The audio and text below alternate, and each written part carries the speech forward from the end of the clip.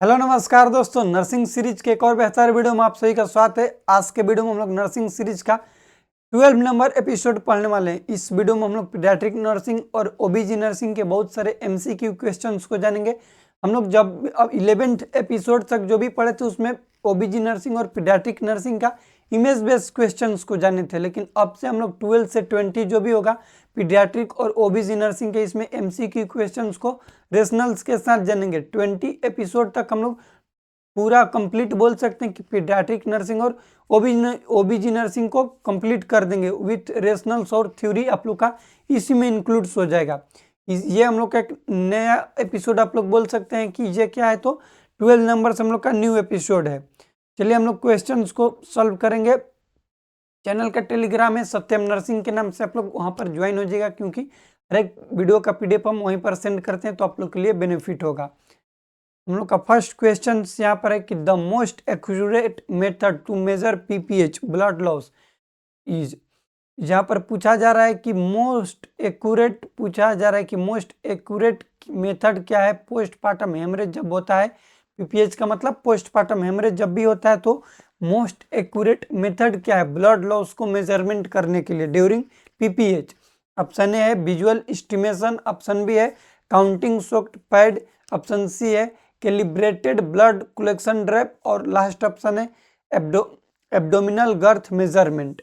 Postpartum haemorrhage क्या होता है पहले हम लोग इसको जानेंगे, और न्यू गाइडलाइंस जो निकला हुआ है डब्ल्यूएचओ के द्वारा उसको भी हम लोग जानेंगे। पीपीएच का न्यू गाइडलाइंस जो निकला है डब्ल्यूएचओ के द्वारा कब, तो 2022 अक्टूबर 2025 का न्यू गाइडलाइंस है, तो उसमें बोला गया है पीपीएच को कि मोर देन और इक्वल टू 300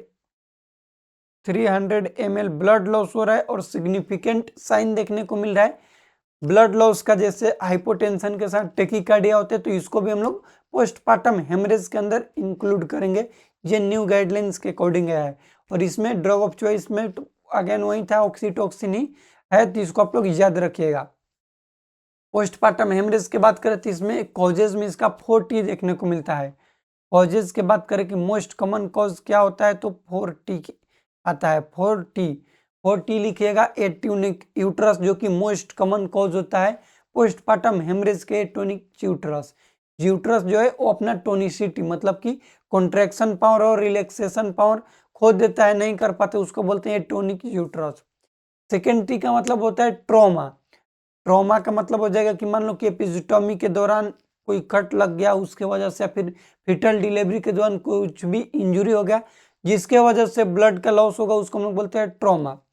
थर्ड टी का मतलब लिख लीजिएगा टिश्यू रिटेंड, या फिर इसी को बोलते हैं retained bits of placenta. Placenta का नॉर्मल डिलीवरी टाइम होता है विद इन 30 मिनट के अंदर थर्ड स्टेज ऑफ लेबर में प्लासेंटा डिलीवर हो जाने चाहिए। यदि ऐसा नहीं होता है तो इसको स्पेशल टर्म्स कंडीशंस देते हैं, बोला जाता है, जिसको हम लोग बोलते हैं रिटर्न बिट्स ऑफ प्लासेंटा। याद रखिएगा, प्लासेंटा 30 मिनट के बाद भी डिलीवर नहीं होता है तो इसको हम लोग बोलते हैं रिटर्न बिट्स ऑफ प्लासेंटा। और फोर्थ टी में लिखिएगा थ्रोम्बस। बहुत सारे डिजीज होते हैं जैसे DIC डिसेमिनेटेड इंट्रावास्कुलर कोगुलोपैथी। ये एक ऐसा बीमारी है जिसमें कि क्या होता है कि थ्रोम्बस बनने की रिस्क रहता है, जिसकी वजह से ब्लीडिंग होगा। जिसमें पूछा जा रहा है कि ब्लड लॉस का जो भी लॉस हो रहा है उसमें मोस्ट एक्यूरेट क्या है, कौन सा मेथड है जिससे एक्यूरेसी के साथ नापा जा सकता है। वो होता है कैलिब्रेटेड ब्लड कलेक्शन ड्रैप। क्या होता है calibrated blood collection drape. Episode number 11 हम जो बताए आप लोग देख लीजिएगा, यहाँ पर आई बटन में लिंक मिल जाएगा आप लोग को, जिसमें इसका इमेज भी बताएं, और नॉर्सेट 9 के मेंस एग्जाम में इमेज बेस्ड क्वेश्चंस भी पूछा गया था कैलिब्रेटेड का। आप लोग टाइम मुझे देंगे तो हम यहाँ पर आप लोग के लिए इमेज ऐड भी कर देंगे। एक सेकेंड।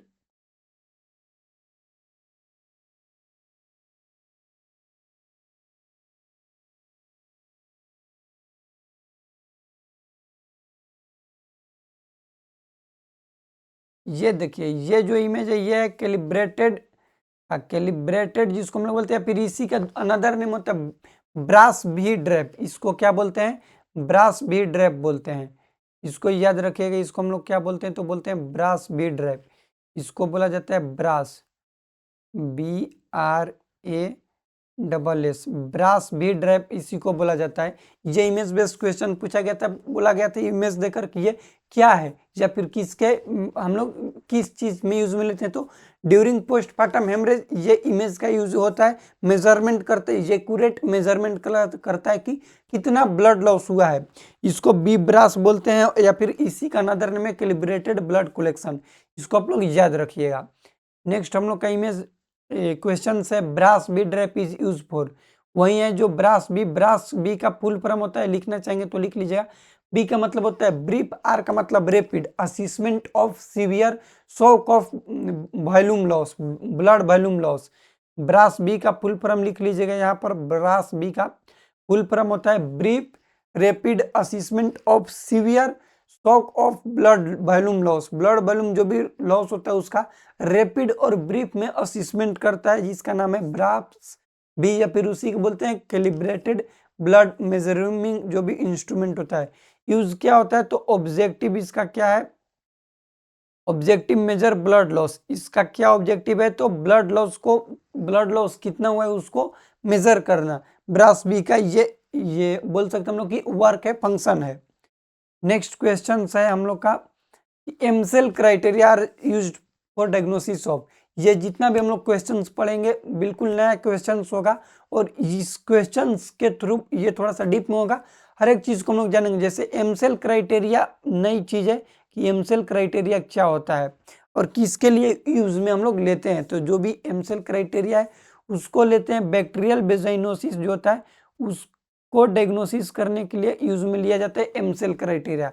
अब एमसेल क्राइटेरिया क्या होता है, इसमें कितने चीजें इंक्लूड है उस चीज को हम लोग जानेंगे। तो पहले यहाँ पर याद रखिएगा कि Amsel criteria use for bacterial vaginosis. Next है कि diagnosis of bacterial vaginosis by Amsel criteria required क्या क्या चीज है, तो उसके लिए हम लोग जानेंगे कि एमसेल क्राइटेरिया में कितने चीज होते हैं या फिर क्या क्या चीजें होते हैं।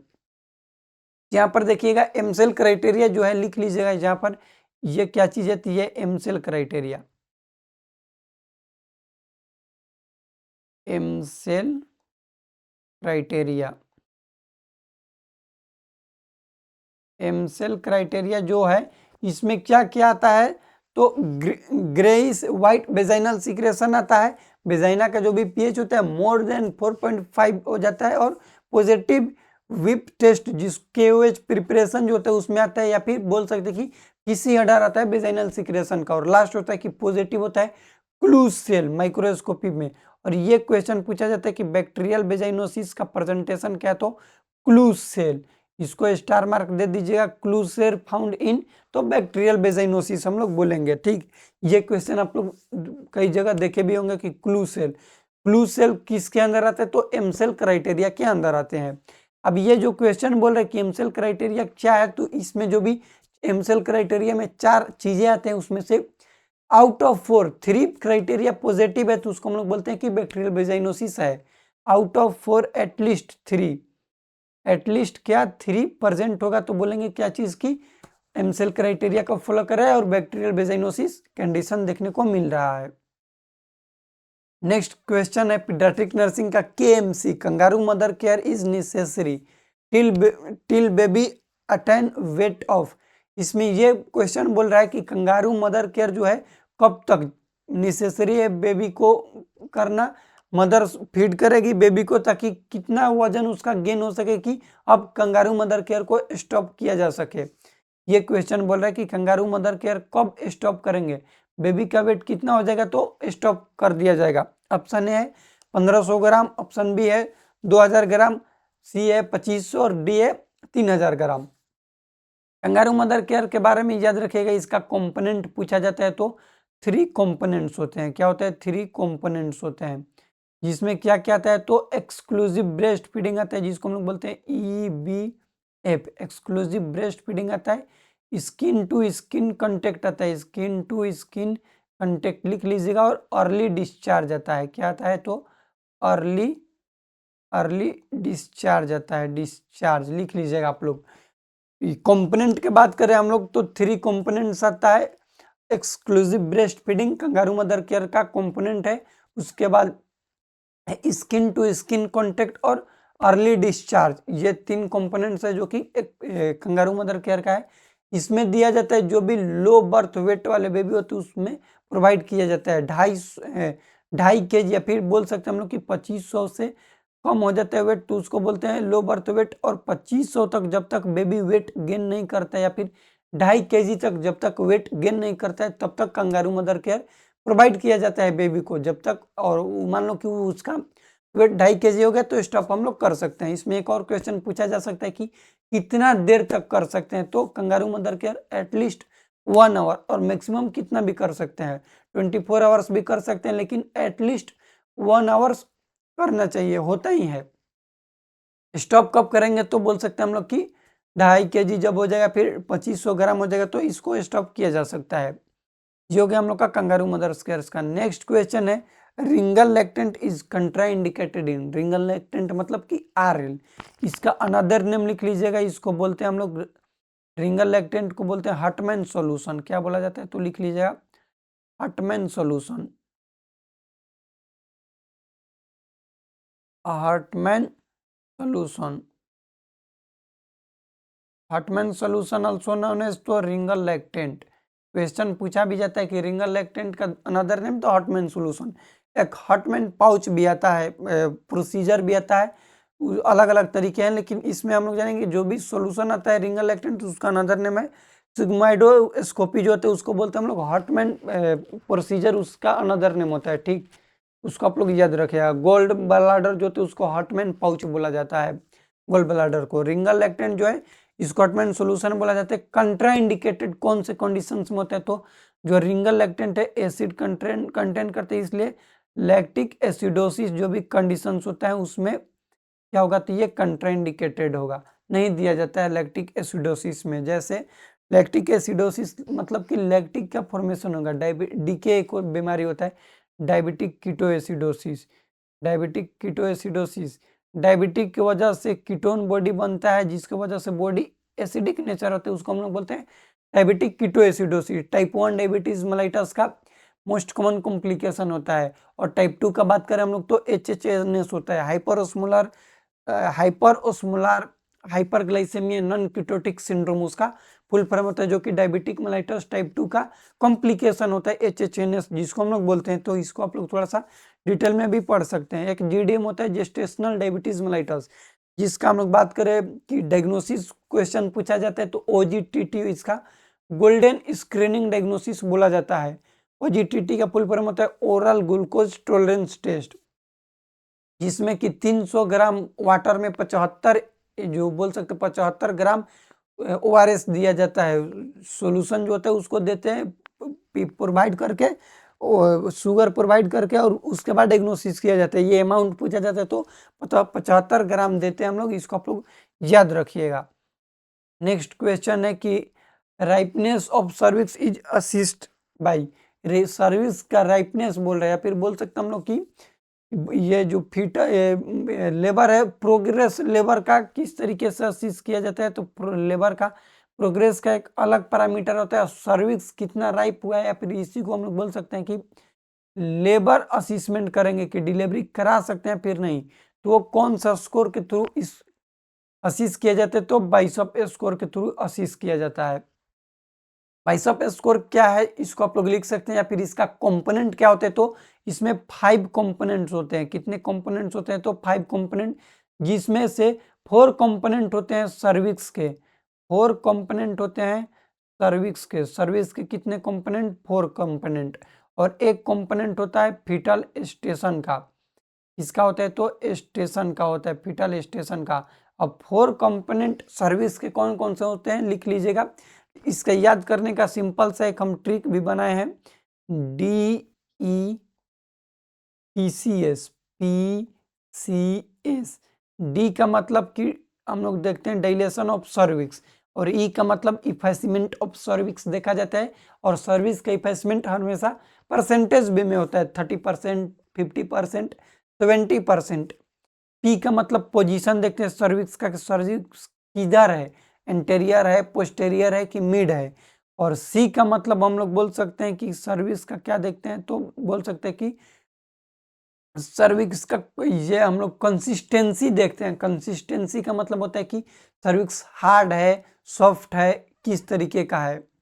और एस का मतलब फिटल स्टेशन देखते हैं कि फिटल हेड कितना इंगेजमेंट हुआ है। ये होता है बिशप स्कोर, याद रखिएगा। मॉडिफाइड बिशप स्कोर 1994 में आया था और ओल्ड वाला 1952 या फिर 56 ऐसे ही कुछ है उसमें आया था। मॉडिफाइड बिशप स्कोर, ये जो अभी ट्रिक लिखे हैं DEPCS, इसको याद रखिएगा। अपगार स्कोर के बात करें तो अपगार में होता है अपीयरेंस देखते हैं, पल्स, ग्रीमेस, एक्टिविटी और हम लोग बोल सकते हैं कि रिफ्लेक्सेस को देखते हैं। न्यू ब्लड स्कोर जो होता है न्यूबॉर्न मैच्योरेटिंग स्केल होता है, न्यूबॉर्न कितना मैच्योर होता है उसको देखा जाता है। और मैनिंग स्कोर जो होता है जिसको हम लोग बोलते हैं बायोफिजिकल प्रोफाइल, इसका अदर नेम है BPP बोलते हैं।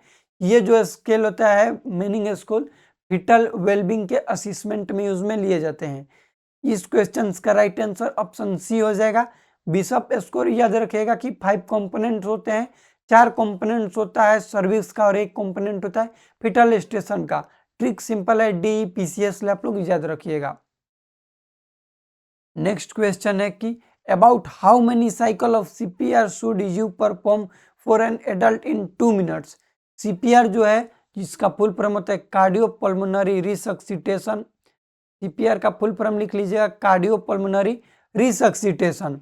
इसमें क्वेश्चन पूछ रहा है कि 2 मिनट में कितना साइकिल परफॉर्म होगा, कितना साइकिल परफॉर्म होगा, तो 5 साइकिल परफॉर्म हुआ होता है। 2 मिनट में कितना साइकिल परफॉर्म होता है, तो 5 साइकिल परफॉर्म होता है। इसका सीक्वेंस ये याद रख सकते हैं, क्वेश्चन पूछा जाता है CPR के दौरान कि एडल्ट में रेशियो कितना होता है न्यूबॉर्न में और इन्फेंट में। एडल्ट में 32 होता है और इन्फेंट में भी इतना ही होता है। यदि 2 रेस्क्यूअर है तो 15-2 हो जाएगा, ठीक। और न्यूबॉर्न की बात करें तो न्यूबॉर्न के तो 3:1 होता है, 3:1। और ये क्वेश्चन पूछा जाता है कि न्यूबॉर्न में क्या रेशियो होता है कंप्रेशन वेंटिलेशन का, तो बोलेंगे 3:1 होता है। इसको आप लोग याद रखिएगा। न्यू गाइडलाइंस के अकॉर्डिंग टू थंब टेक्निक जो है यही है, जो हम 2 थंब टेक्निक, ये ऐसे जो था ना कि इससे करेंगे पुश करेंगे, ये वाला हट गया है, अब 2 थंब टेक्निक आ गया। ये न्यू गाइडलाइंस के अकॉर्डिंग है। फिंगर वाला, फिंगर से जो भी हम लोग कंप्रेस करते थे, फिंगर वाला हट गया, अब 2 थंब टेक्निक ही सिर्फ है, या फिर सिंगल स्क्वायर हो डबल हो जैसा भी हो, 2 थंब टेक्निक, या फिर हम लोग बोल सकते कि हील ऑफ 1 हैंड, उससे पुश करेंगे। न्यू गाइडलाइंस के अकॉर्डिंग न्यू बॉर्न में क्वेश्चन पूछा जाएगा कि CPR देने का तरीका क्या है 2025 के अकॉर्डिंग, तो ऑप्शन में रहेगा या तो 2 थंब टेक्निक या फिर हील ऑफ हैंड, जो हाथ का हथेली है इससे सिंगल हैंड से कंप्रेस करेंगे। ये इफेक्टिवनेस CPR को दर्शाता है, इसके वजह से गाइडलाइंस में लाया गया, इसको आप लोग याद रखिएगा।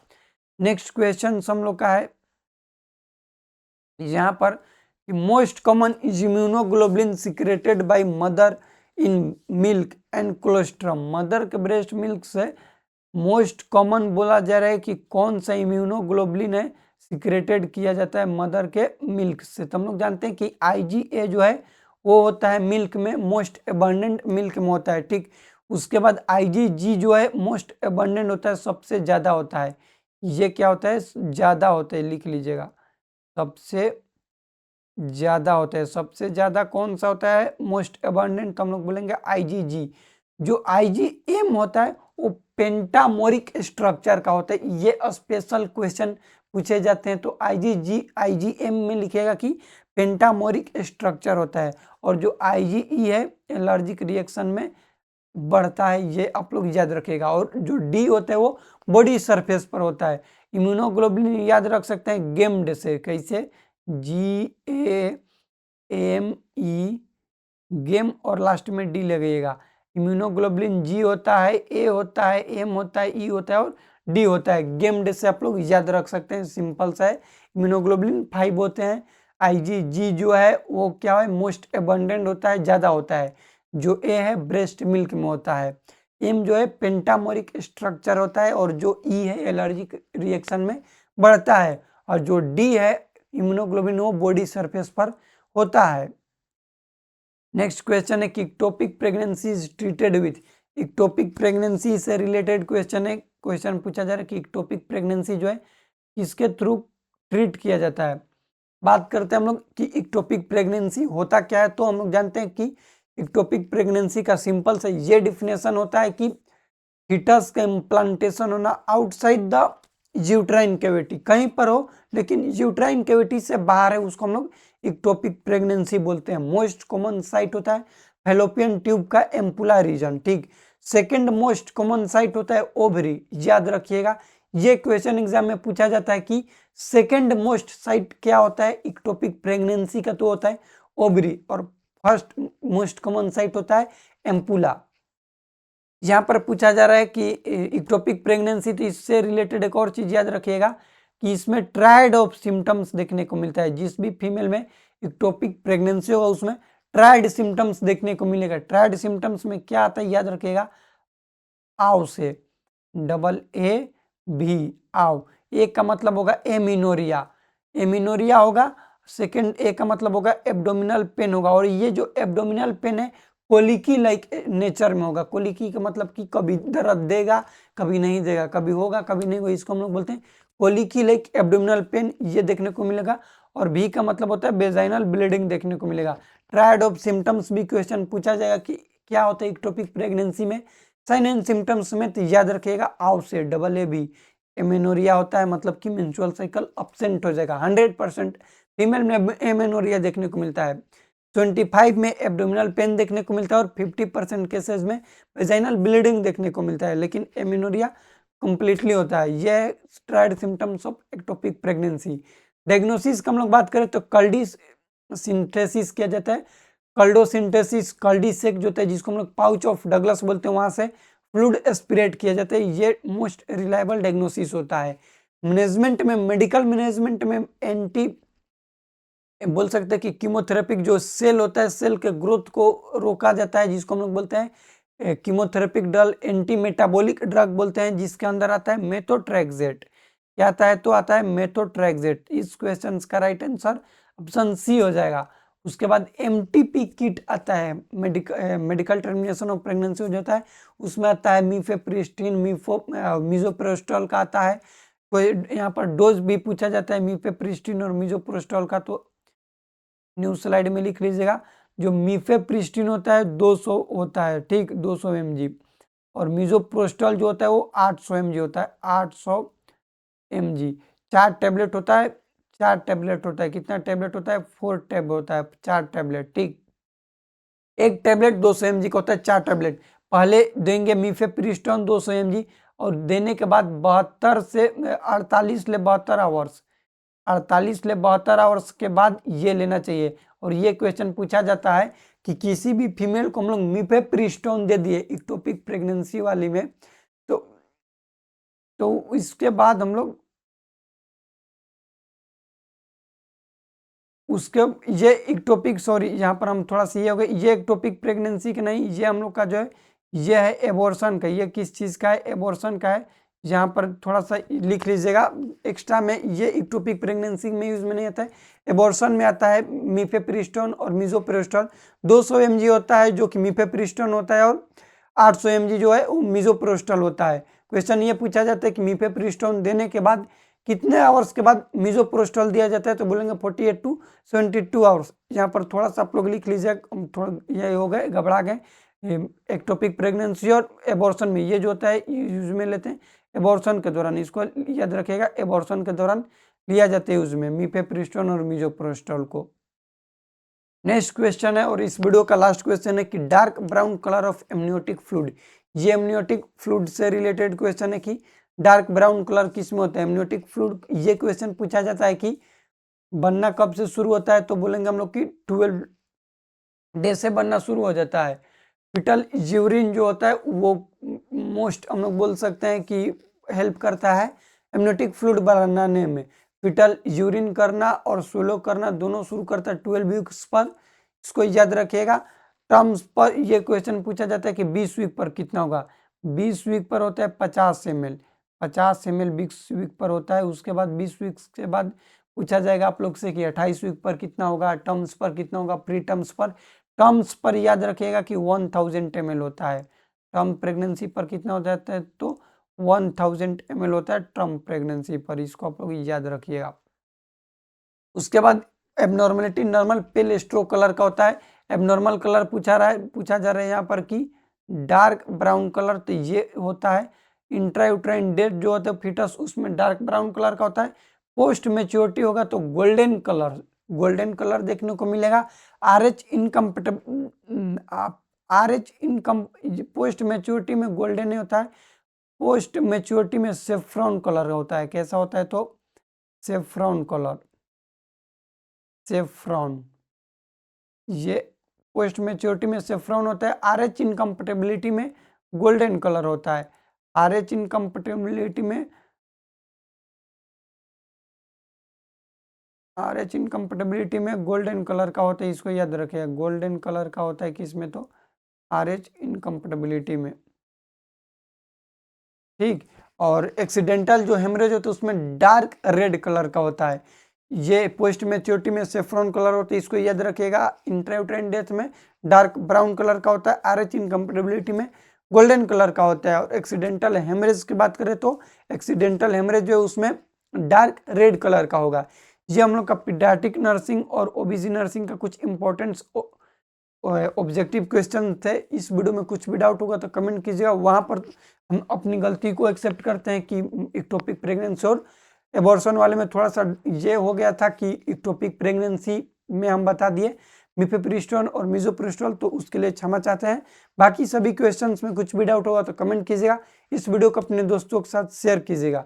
कुछ भी डाउट होगा तो प्लीज़ कमेंट कर दीजिएगा, या फिर कुछ भी सजेशन भी देना होगा तो आप लोग कमेंट कर सकते हैं। वीडियो देखने के लिए बहुत बहुत धन्यवाद। मिलते हैं नेक्स्ट वीडियो में, तब तक के लिए जय राम जी की।